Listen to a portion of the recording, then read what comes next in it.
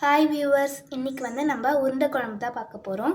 இது உருண்டை குழம்புன்னு சொல்லுவாங்க, பக்கோடா குழம்புன்னு சொல்லுவாங்க. வாங்க பார்க்கலாம். ஃபஸ்ட்டு அடுப்பில் ஒரு பாத்திரம் வச்சுக்கோங்க.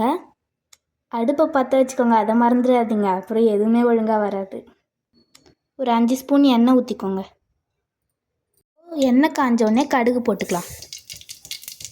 கடுகு பொரிஞ்சோடனே சோம்பு போட்டுக்கலாம். இப்போது வெந்தயம் போட்டுக்கலாம். சின்ன வெங்காயம் ஒரு 15 போட்டுக்கலாம். வெங்காயம் வதங்கினோடனே தக்காளி போட்டுக்கோங்க, 2 தக்காளி. இப்போது வெங்காயம் தக்காளி வதங்கினோடனே லெமன் சைஸ் புளி ஊற வச்சு கரைச்சி வச்சுருக்கோம். இப்போ அதை ஊற்றிடலாம்.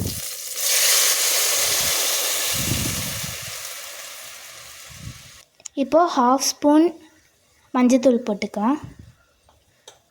கல்லுப்பு தேவையான அளவு போட்டுக்கலாம். மிளகாத்தூள் காரத்துக்கு ஏற்ப போட்டுக்கோங்க.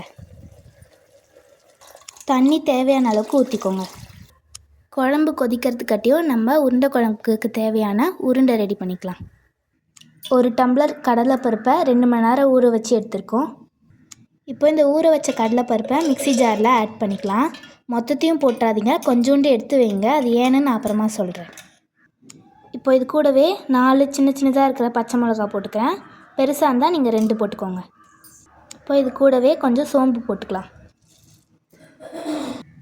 கொஞ்சோண்டு இஞ்சி பூண்டு பேஸ்ட் போட்டுக்கலாம்.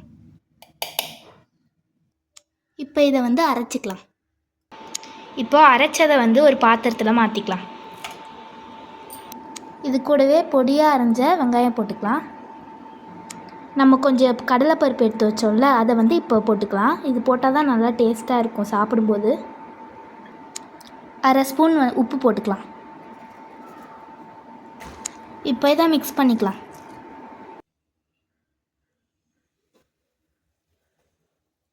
குழம்பு கொதிக்கும்போது 2 பீஸ் தேங்காய் அரைச்சி ஊற்றிக்கலாம்.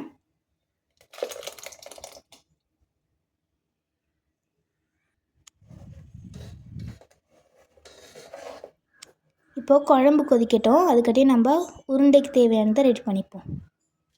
இப்போ ஒரு கடாயில் எண்ணெய் ஊற்றிக்கலாம்.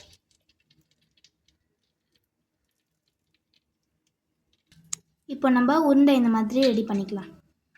இந்த மாதிரி உருட்டி வச்சுக்கோங்க. இப்போ இதை குழம்புல போட்டுடலாம். இப்போ இந்த மாதிரி கொதித்த உடனே குழம்புல போட்டுடலாம்.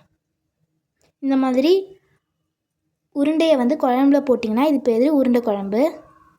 ஸோ இதை பொரிக்கணும். இந்த மாதிரி பொரித்து அதை குழம்புல போட்டிங்கன்னா பக்கோடா குழம்பு. பொரித்து எடுத்துக்கோங்க. இப்போ இந்த உருண்டையை குழம்புல போட்டுடலாம். இப்போது இதுதான் பக்கோடா குழம்பு. அவ்வளோதான், உருண்டை குழம்பு ரெடி.